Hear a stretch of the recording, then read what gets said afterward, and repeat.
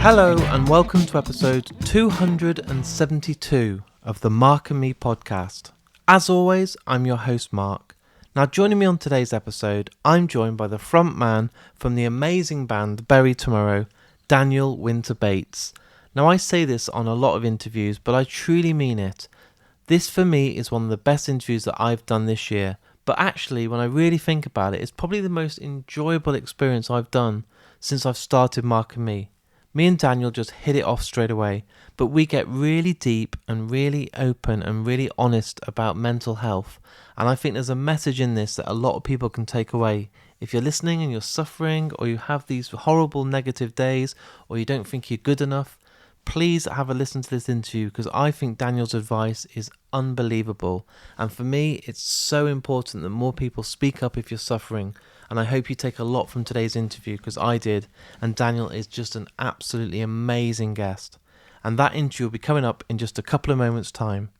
But before I get there, let's touch base and talk about my last episode. On episode 271, I was joined by the amazing actress Crew Boylan. A massive thank you to everyone that tuned in, everyone that shared the episode on Twitter, Facebook and Instagram, and the response was absolutely amazing. But today it really is all about Bury Tomorrow, one of the best bands on the scene, one of the best British bands out there, and as you're listening to this, their brand new album, The Seventh Son, is out right now. During this interview I was lucky enough to hear a promo copy of it, and the album is astonishing, and I can't wait to see them later in the UK this year because honestly they're one of the best live bands out there, and the brand new LP is just unreal. And just before we get to that interview, I want to give a big shout out to the sponsors of this podcast, Richer Sounds. Those guys help me each and every month and are my main sponsor. And thanks to Richer Sounds, it allows me to go out there and record more interviews for you guys at home. So if you're in the market for a brand new TV or any hi-fi gear or a turntable or whatever you need, go on richersounds.com or visit a store because those guys really are the best. And a massive thank you for supporting Mark and Me. But like I said, today's interview is one of my favourites. I can't wait to share it with you, so let's get to it. Here's me and Daniel talking all things music. So Dan, thanks for joining me today on the Mark and Me podcast. Thank you for having me, Mark. I really appreciate it. Dan, what I like to do is for the listeners that might be tuning in for the very first time and discovering your work, is take it right back to the very start. So talk to me when you were a kid. Can you remember those first albums that you remember buying, maybe with your pocket money, or you did a paper round and spent all your money on music? But what was those first couple of albums that basically made you fall in love with music? Yeah, I mean, I think I was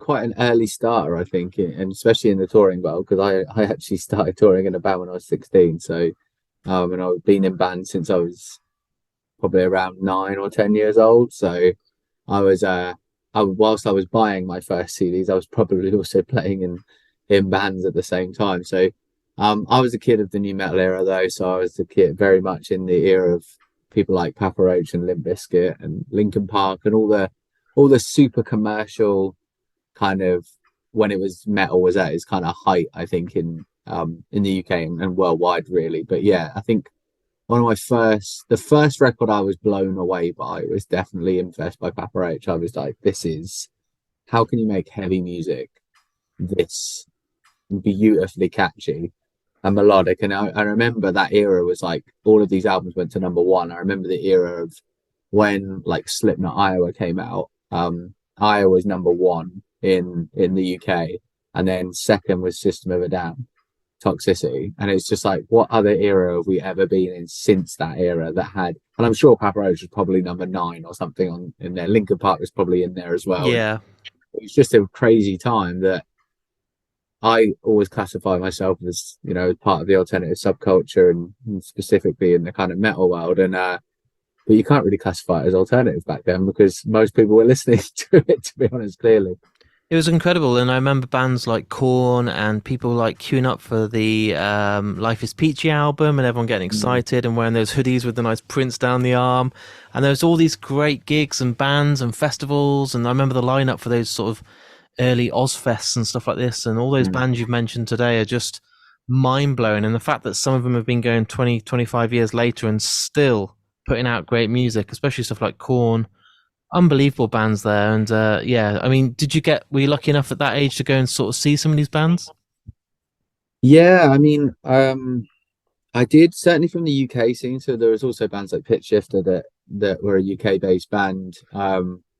And actually, weirdly, one of my first shows was watching Sixth, and Sixth has Dan Weller as part of them, and our first record was recorded by Dan Weller, the guitarist of Sixth, and Justin Hill, who is the second vocalist of Sixth as well. And then Dan's actually coincidentally, obviously, produced many records for us post that, being uh, Black Flame and Cannibal, and now the Seventh Son. So it's amazing where it all comes back round. But actually, some of my first shows, again, kind of as an early bloomer, um, were when I was playing shows. So some of Yeah. my first festivals that I went to ever were me playing, How which was a awesome is really that? weird experience. Yeah, it's really cool. You do when you're in it, you don't. I suppose when you're a kid and you're experiencing that stuff, you don't overtly like think, ethereally of how incredible this is or objectively how incredible this is. But it is pretty cool when you go back and you think like, that was a really cool experience. My first time at Reading and Leeds was playing. My first time at Download was playing. My first time at Sonosphere and Nebworth was playing. Um, I think the only festival I've ever been to without it me playing is Isle of Wight Festival and Yeah. Festival. They were the only two that I've been to that haven't been. And yeah, I've put it this way, lots and lots of festivals I've played over the years. Being in the band and obviously on the inside, which is sometimes difficult to kind of step back and see, but seeing you going up the stages and getting into bigger tents each year and kind of then seeing your name higher up on the bill, is it quite hard to kind of reflect at the time and see the success you're going under, or is it just now with hindsight that you can step back and really appreciate of how far you've come? Because then you're saying, I've interviewed over 250 people now on this podcast. I've never had anyone until now say that the first festival they went to, I played. I went to Download because I played. I went to Sonosphere because I played. And it's all hard work. It's not luck, but it must be unbelievable to have that experience. But at the same time, do you think you appreciated it at the time because you were so caught up in it in such a kind of just such a boom so quick? Yeah, I mean, I think it's a bit of both. I think obviously retrospectively, when you look back and you put milestones in your career, don't you? And you just go, wow, like what an Yeah. opportunity, and genuinely that's what keeps us going. What an amazing opportunity to be the age I am and be almost classified as old in the industry now, which Legacy. is which is hilarious, He's a which is legend. Yeah. yeah, it's really weird. Like we're almost a nostalgic band with still releasing brand new songs and getting hype, which is really an interesting complex to be in itself. But I think you just caught up in the excitement, to be honest, mate. Like I don't think you think about it when you do your firsts, when you're first going to a new country, or you're first getting out of Southampton and playing a show, or you're first playing a festival. Like I don't think you don't necessarily think about it as a first. I think when we first got on a plane, I remember being like, we went to America, and I remember just being like, this is so weird. How is a band taking me to America? That is so odd. And when we went to Australia, but a lot of that stuff happened quite late for our band, or later for our band. We were doing the UK, slog for a long, long time prior, and you kind of in that you get to a stage and it works in almost, well, it did back in the day. I'm not sure it works as much. It sounds very legacy when I say back in the day, doesn't it? But it almost is like, we played loads in Southampton and Portsmouth, and then we were like, we're going to go on tour. And we literally just decided, we were like, right, that's it, we're touring. And we just went and literally played every venue in the UK. We went on like a 6.5 week, 7 week UK long tour, which was just absolutely mental to think about it now. We played basically every venue in the UK back in like May 2007, 2008. And it was just amazing because what it did was is give us a perspective of what we could be, and it helped us learn, and it kind of helped us connect with the UK.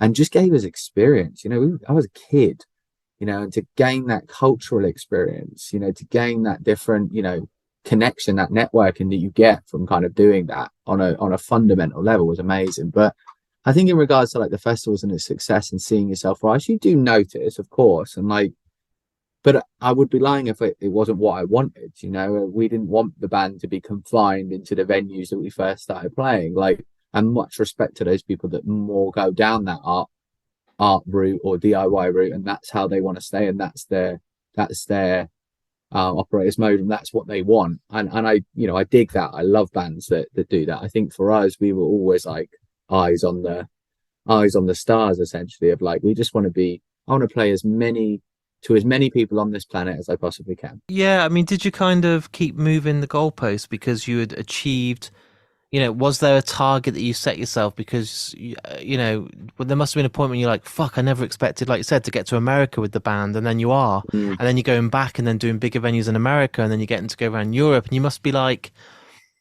constantly aiming higher and higher. Yeah, I think you definitely set yourself like, it's almost like business KPIs almost. You're Yeah. like, we want to get there. We want to get to that position. But like, genuinely, I think our band is so underestimative of our kind of trajectory that we always low bar ourselves anyway, to be honest with you. We're quite like, oh, let's headline a venue that's over 500 cap, and we'd have been doing that like 3 years ago. We'd have said that, and it's like we were already doing that. And it's just because you don't, I think there's a level of you touched on it before, like luck. Like, there is luck, there's masses of luck. Like, we're very, very lucky and honored and privileged to be able to do this. And it's not for me saying it just to sound, to bring in humility into the conversation, but it is important, that you recognize we are bloody lucky to be able to do this, and have gone as long as we have. Yeah, there's persistence. Yeah, there's hard work. Of course there is. Like, we had many opportunities to give up and not do this, and we still keep pushing forward. But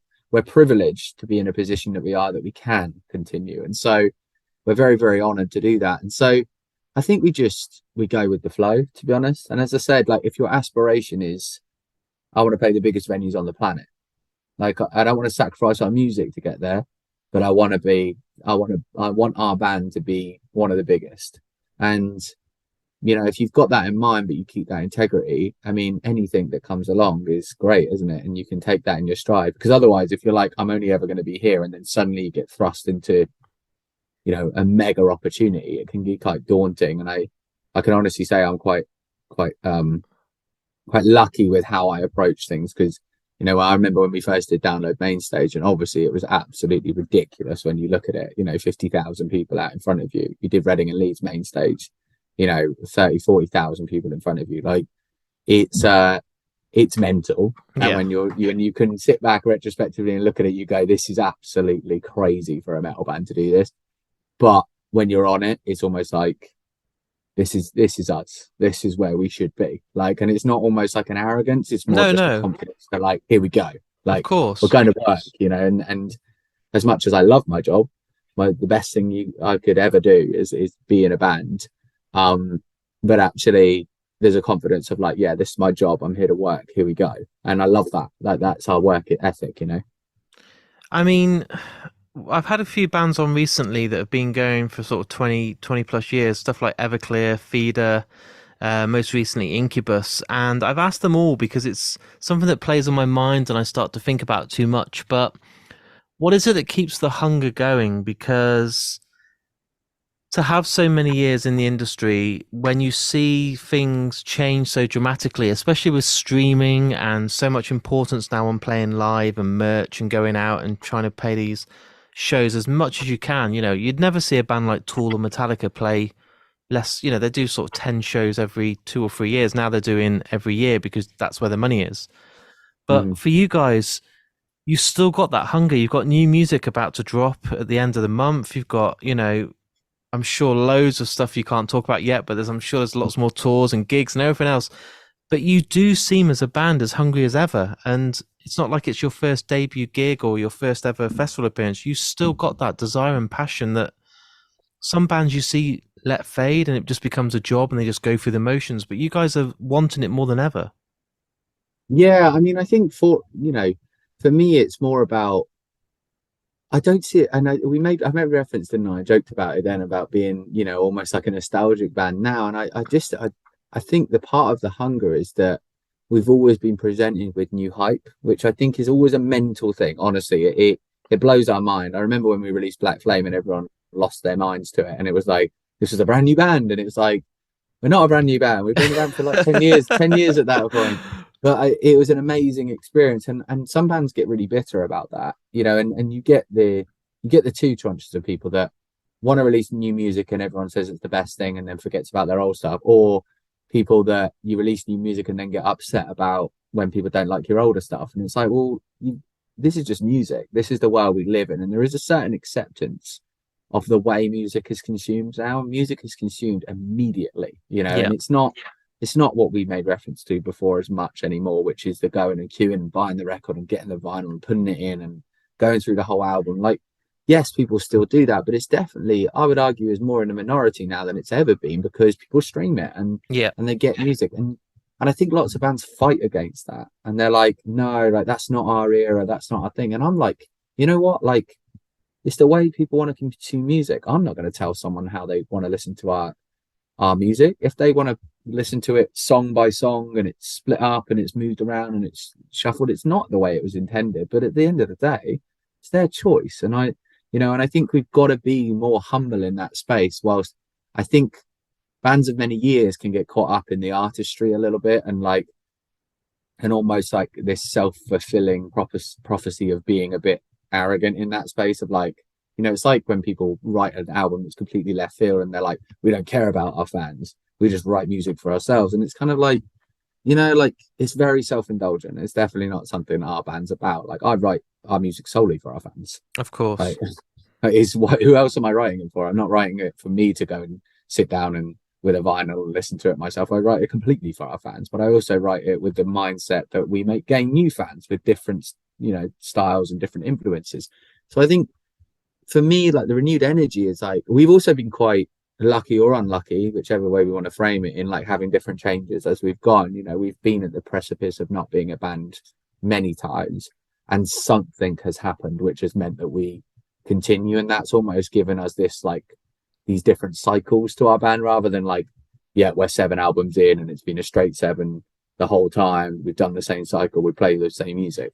And I think we were kind of getting there in Cannibal, where our previous album, which was a real success, massive. It was the biggest record we'd released at the time, as they kind of all have done. And I think that also helps. Obviously it helps. The bigger and better the albums get, Of the more course. response you get. You're like, wow, okay. But with the Seventh Son, it was like, we had a lineup change, a major part of our music, a lineup change, and that has just created a whole new ethos and dynamic in the band, which means that we're just overtly positive, like sickeningly positive about the future of our band. And so that helps, because we're, after coming out of the pandemic, 2.5 years of not doing anything in music, releasing an album in the midst of, right at the start of the pandemic, to not be able to tour any of those songs for 2.5 years, to then come out and have a major change in the band.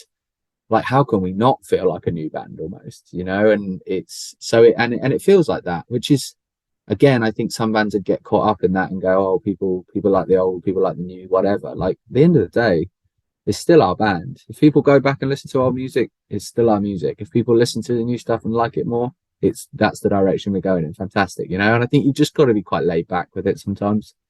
I totally understand, and I think the whole lineup change is a new dynamic, it's a new way of thinking, it's somebody else having different input, it changes everything. So I think it keeps it fresh as well.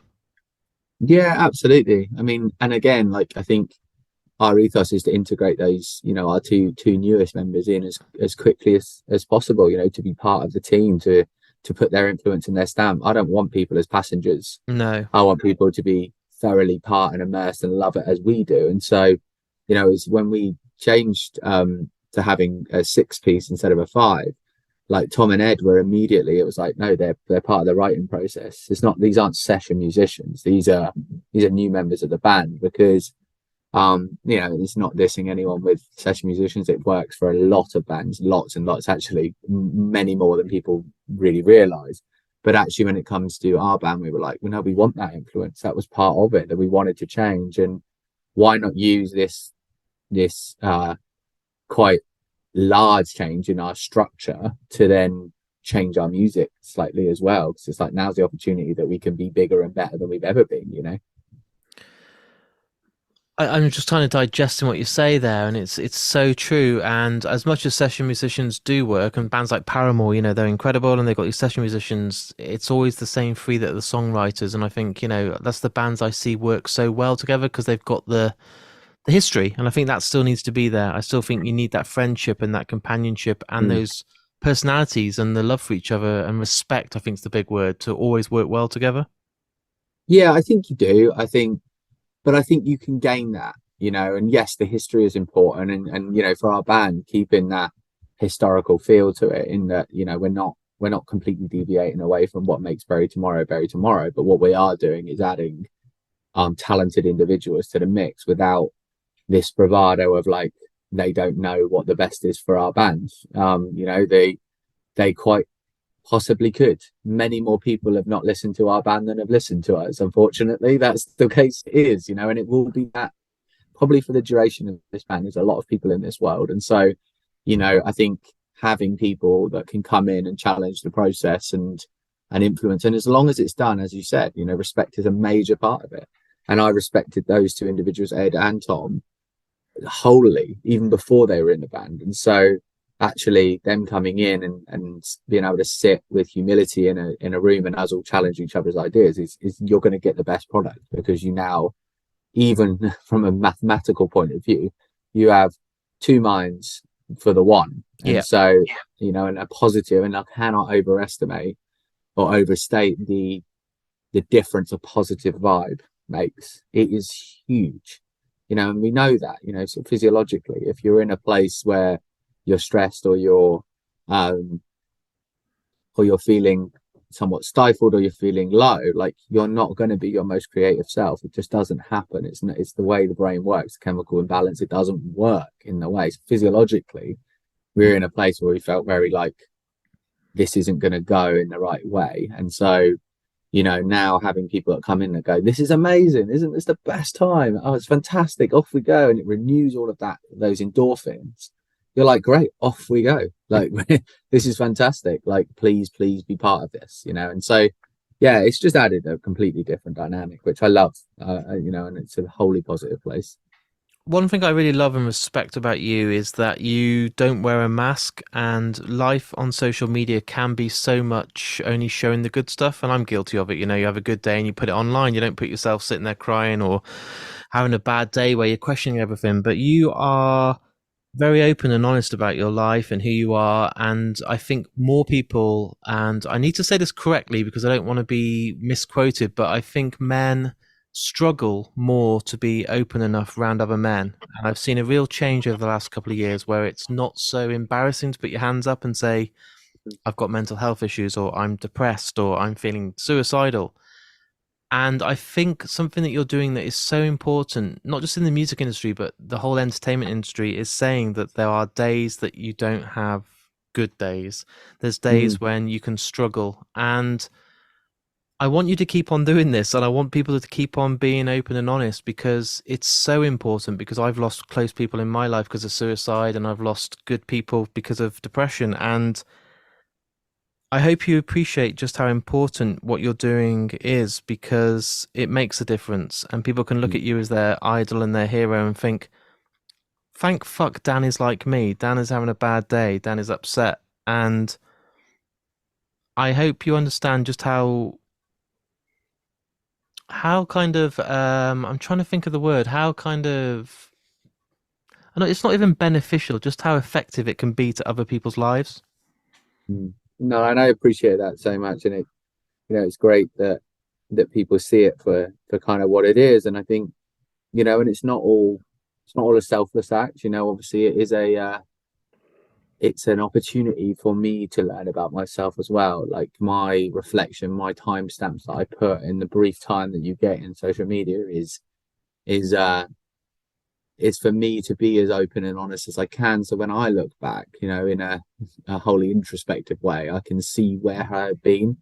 And when we're talking about, the journey of our band, that's what we do with our timestamps and our album and our things. And for me, in my own personal journey with my own mental health, like I can look back and say, oh, I know how I was feeling exactly on that day.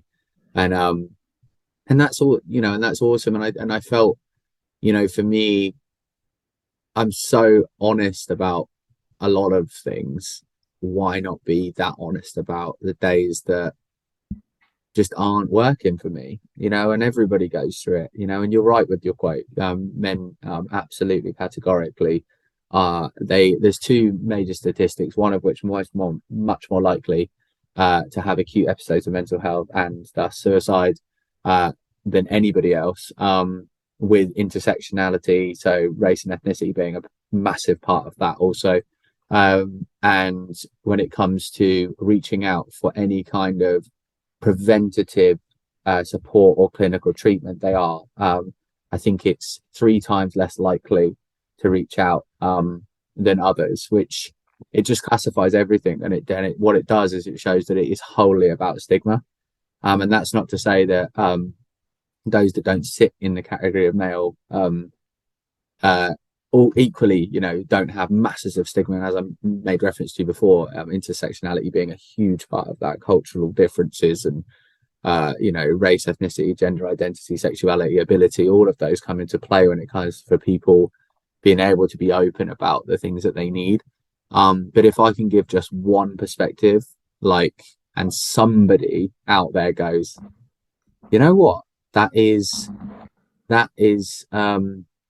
that's me, and I hear that, and I relate to that, or I might be slightly different, but I relate to that, and that's really important for me. And I think, for many things, people talk about talking about it, don't they? And you get two tranches of people. They say talk about it and they think it's going to solve everything, and you get the other tranche of people that say talking about it does nothing.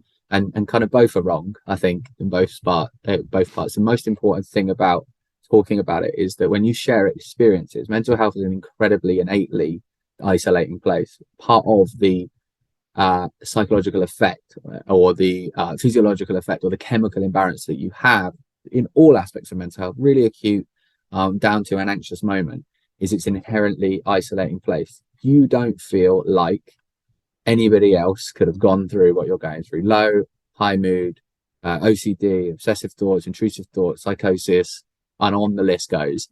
That is just an innate condition. That's a symptomatic response. And so if you can look out, and also books don't tell you that. No. Like with a break, very easy under a microscope to look at a break. And I make that sound, my trauma and orthopedic colleagues probably would have my life for saying that it's an easy thing to do. However, it's when you look at something on a microscope, you can see that it heals. That's how it heals. And really 9 out of 10 fractures will heal in a similar way. And that's how we go. Yes, complications, but that's how it goes. When you look at your brain, yes, you can see firing neurons, but you can't see how it feels. That's the hard thing.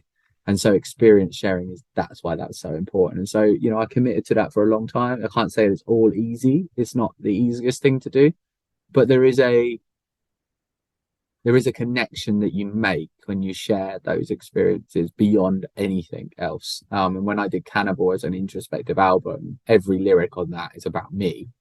That was my last flag in the sand to say, this is the only place I've not done this, which is fully in my lyrics.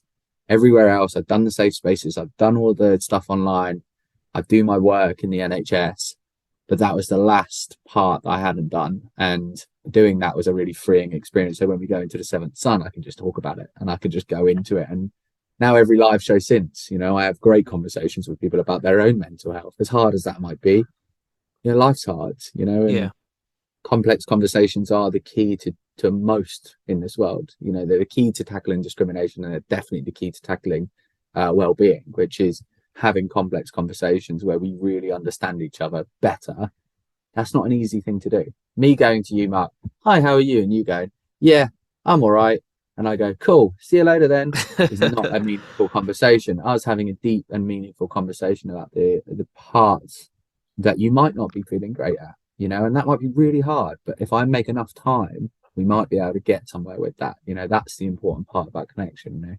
Is there, and I know this is a big question and kind of putting you under pressure, but is there anything that you changed in life that had a massive dramatic effect for a positive outcome, that was just something that was needed at the right time, that if someone's listening today and they're having those negative thoughts, I'm not saying you buy a book, I'm not saying you listen to a certain podcast, but is there something that you just maybe fine-tuned, or something that you did differently that really helped or made the massive difference? Yeah, mindfulness. Absolutely. I know it back to front. Like for me, the art of mindfulness, understanding the concept of mindfulness, not buying into this stigma around it, which is it's all meditation. Like I think meditation is one of the most powerful tools on the planet. However, I know for some people it's very difficult. But the concept of in the moment mindfulness, the concept of taking that moment to breathe and understand your own fundamental breath, how does the mechanisms work, and be able to take a moment in whatever you're doing, whether it's out walking the dog and it starts raining, you take a moment to really understand that rain and feel it, and fundamentally that, or do exercise and box, or skate, or run or ride, or whatever it is that people do, or take a moment with their kids to look at them and go, wow, what a miracle, isn't that incredible? They're coming together of cells and blood and bone, and as a kid, it's like you make that's a miracle. And I think to take a fundamental moment to really appreciate the moment changed my life for the better, and understand that actually mindfulness is just the practice of not thinking about the past and not thinking about the future. It's literally this moment right now. What can you feel? What can you hear? What can you see? What can you taste? What is it that is in this moment? Because when you do that, I don't know, for me, there was just a freeing aspect, and it was in combination with things like meditation and CBT and stuff like that. But also the fundamental concept of it was something that I got on a deep and granular level, where I was like, I could sit at a desk and be like, right now, and go like, okay, what am I feeling right now? Because then you kind of surrender yourself weirdly to the absolute miracle of life. And I know that sounds like a really broad, it sounds like I've got a quote behind me on a wall, live, laugh, love. It sounds like I've basically done that. But like, if you surrender yourself to, sorry to everyone that's got live, laugh, love in their bathroom or something, but like for me, it's like, if you think about the fundament, if you think about the insignificance, I mean, for some people, that's a really scary thing. But if I think about myself right now, the insignificance of me, but also the significance of me, it's almost like it's like its own yin and yang, which is like, I'm so insignificantly significant in the grand scheme of things that it's kind of like, well, I might as well impact this world in the best possible way I can. Every connection, every moment, and so when you think about every like situation, and then you think about that and you go, well, if I'm doing that, why am I worrying about the other stuff that is passing by? And someone gave me an analogy once and it really helped me with this. So mindfulness is like standing in a river, right? And when you think about intrusive thoughts, that's like debris coming down the river. So you're in a shallow river on your knee, up to your knees or up to your waist, and you've got all this debris coming down. And what intrusive thoughts are, and what things like anxiety and OCD intrusive thoughts are, is basically putting your arms out and trying to catch the river and all of the stuff that's coming down. Mindfulness is the practice of understanding your footing and letting things go by. And that is it. So you watch them and you notice them and you say, oh, there's a big log over there. It's coming down. And you watch it go past you. And you go, that was a log. Okay. The art of like mindfulness and really ascertaining what you want to worry about or what you want to make a situation is looking at, say, a leaf or a log or a twig, going, that's something I want to look at. And you make the conscious choice, not your mind making the conscious choice. So someone told me that and I was literally like, that literally makes sense. It's fucking brilliant. When you're saying it, I'm thinking, what do I want to allow to go past me and be okay with it passing me and not trying to fucking grab everything? Yeah, and it might come back round. The river might be a circular river, and you know what? And mindfulness and meditation is a really, really hard practice. Like meditation is hard. I do body scans, which are for people with body image issues. So I've had anorexia in the past. I do still have body dysmorphia. Like it's quite tough. It can be a really difficult and triggering experience. However, I really connect with them. I'm not huge on kind of hypothetical meditation where it's like, oh, imagine a leaf or imagine a feather. I tend to drift. But real practical meditation, genuinely, like if people scoff at it before they try it, it's a very, very naive thing to do because it is an incredibly powerful tool. Breath work is one of the most important things in life. And you know, loads of people are doing that now with extreme fitness and things like Wim Hof and stuff like that. Like it's shown, you know, scientifically this stuff is very, very beneficial for us, you know. It's one of my Not saying I'm favorite a wim answers hopper. to any question I've ever asked, and the answer is unbelievable. And I'm hoping that helps a lot of people. But Thank you. my final question for you today, and I do this to everyone that comes on the podcast, is you get to choose the outro piece of music. So every person that comes on gets to choose whatever music or song or score from a film or whatever it is, but on the spot, I'm going to ask you to choose today's outro piece of music or a song or a band you love that closes today's episode. So we've edited it all, it's there for the world to listen to. We've done an outro, and then that final song plays. What's the one that came to your heart and soul when I asked the question and put you on the spot? Straight away, the artist that came to mind was La Dispute, and La Dispute are one of my favorite bands on the planet. I've actually got their lyrics. They're the only lyrics not my own, which is very ostentatious, tattooed on my body. And La Dispute are a hardcore band, and they're just it's. I mean, saying they're a hardcore band is probably doing them a massive disservice. They're one of the greatest. They have one of the greatest lyricists going, I would say. And it's an incredibly emotive song. It's called "I See Everything" by La Dispute, and it is about a family's struggle with their child who has a terminal illness and eventually passes away, which is incredibly sad. But it talks about resolve, and the way it's written is written from the perspective of somebody walking into a classroom. So the lead singer walking into a classroom and then reading from a diary, Oh my and so God, the whole amazing. thing is a diary entry, and it goes through the dates and it goes through the times, and it will bring chills to anybody that listens to those lyrics. So yeah, it's one of my favorite songs of all time. The entire album Wildlife is one of my favorite albums of all time. But yeah, beautifully lyrically, beautiful songwriting. But yeah, I saw that them. that band. I saw them with, I think it was Thrice a few years back, and they blew my mind. And it was one of those things where I remember coming home thinking, I need to check out that band, and never got around to it as much. And sometimes when people come on the podcast and recognize or discuss a band that I'm familiar with, but I haven't listened to them or I've neglected them, now's my opportunity because I'll go and edit this song, put it in, listen to the lyrics, and then I know for the next 2 or 3 weeks I'll be obsessed. Yeah, and the album is amazing. King Park is the song that I have tattooed on me, which is an incredible, unbelievable song. But yeah, I See Everything is just a beautiful song to listen to. It's very sad, but I think music's supposed to move you, isn't it? Yeah, And that song was a moving piece of music. it's honestly been incredible today, and I feel like we've just scratched the surface, and I truly Yeah. mean that. And I would welcome you back whenever you want to come back on. I feel like we could talk for a couple of hours just on the subject of well-being and Mm. positivity and being honest with each other. And I think today's a great introduction, and I really appreciate you coming on. And genuinely, I can't wait to see when listen to the new album and get out there and hopefully see you play some shows. But you are more than welcome whenever you want, or maybe we do it in person one day and we really, put the world to rights because it's been an absolute pleasure to have you on. Thank you, and I genuinely would love that. Whenever you want, just reach out and we'll make it happen for sure. It's been amazing. So thank you for the chilled out but also intricacy of the questions that you've spoken about. It's really, really appreciative. So there it is. There's my interview with me and Daniel from the amazing band Bury Tomorrow. And as you heard, this is why I thought today's interview is one of my favourites that I've ever done. The honesty, how deep he got, and he's not afraid to put his hands up and say that he's gone through some really bad times, but how he's come out of it, and he still suffers now. And I think these are the messages that people should be pulling out there.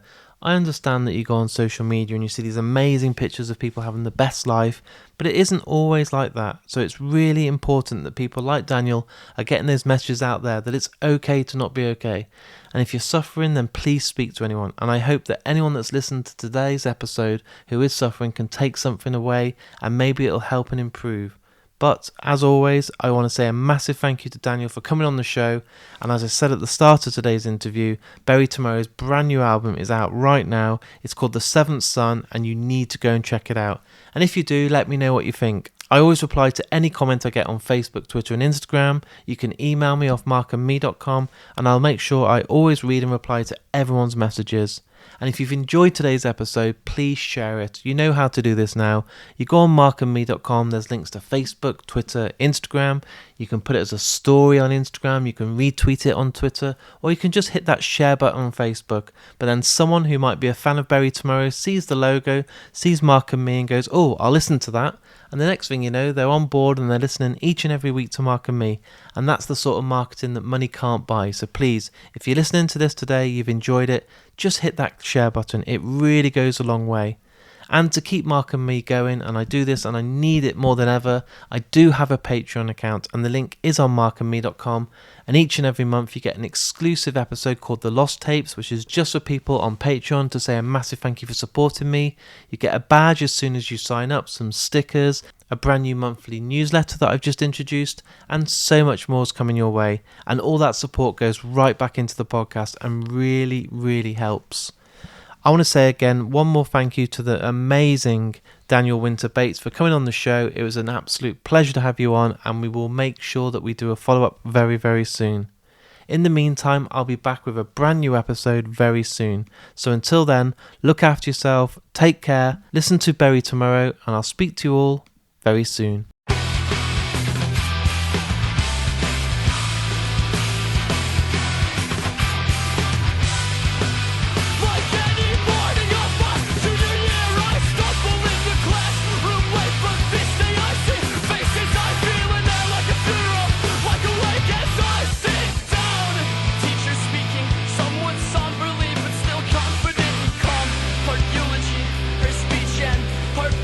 Celebration song, her warmth and smile, she